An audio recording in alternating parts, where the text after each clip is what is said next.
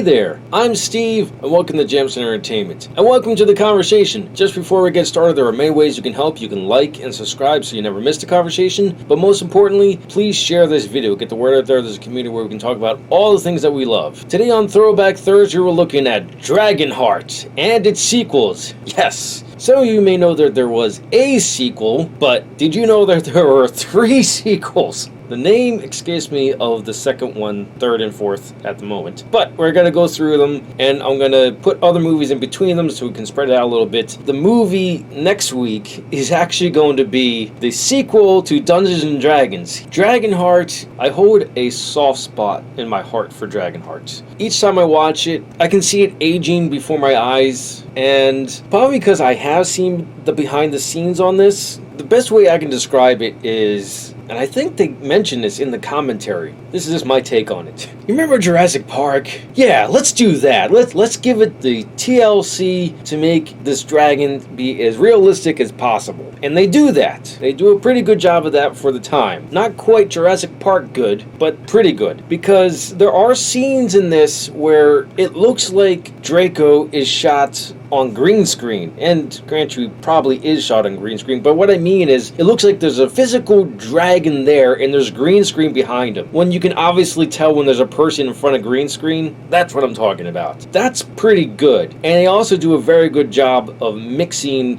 Draco with the actors, because there are times where Dennis Quaid's character Bowen is leaning up against him or just physically looking at him. They do a really good job of meshing these two realities together. On the other hand, this movie, it takes itself just seriously enough, but just campy enough, where it's extremely enjoyable. It's not like, ugh. No, it's a really healthy balance of seriousness and campiness, because the acting definitely reflects that. Because the line deliveries aren't perfect, but they're still believable in this fantasy realm. So this takes place, I guess, generic medieval time. It's after King Arthur. We know that much. As for the plot, Bowen is a knight who in the beginning of the movie is teaching Einan to fight, but also be a good person, to be a good knight, to be a future good king. But he doesn't come from the best stock. His dad is a tyrant, and the only thing we see his dad do is go into a village and butcher a bunch of people to ultimately lose his life to the people he's butchering, and there's no real reason as to why he's doing it other than the fact he's just a tyrant. A very surface level villainy here. You dive deeper into the protagonist portrayed in this movie than you do the antagonist portrayed in this movie. This movie does a good job of showing you a black and white story, but also shows you shades of gray in here, and that's where Draco comes in, played by Sean Connery. This is one of my favorite Sean Connery roles out there, because he's having fun.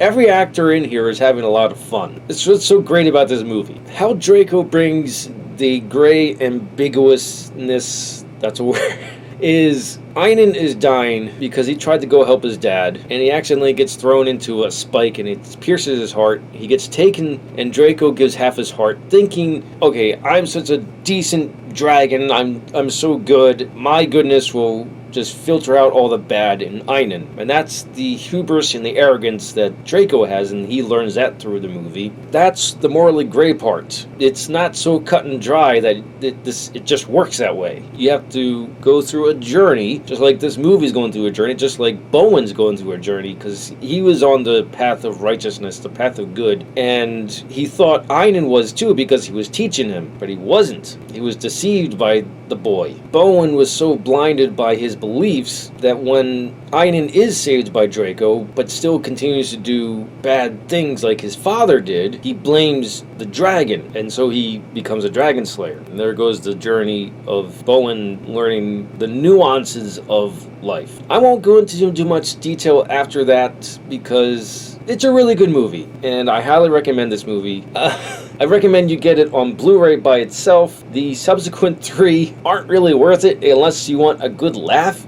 because this movie's pretty high quality in the sense that they spent a lot of time on Draco, and the sets not so much the costume and the makeup. So these costumes look like, I kind of described it in my Dungeons and Dragons review, but my thought on it has evolved to, I think Hollywood has like these generic costume areas, and they were like, yeah, we're making this great movie about a dragon, but we're gonna sink most of the money, like 75% of the money, into the dragon, another like 15% into hiring a big cast, and then the other 10% will be on set. Well, no, the other 8% will be on sets, and the other 2% will be on like extras and stuff. Something like that. Go over to the generic fantasy medieval realm, get those costumes and we'll put them on there.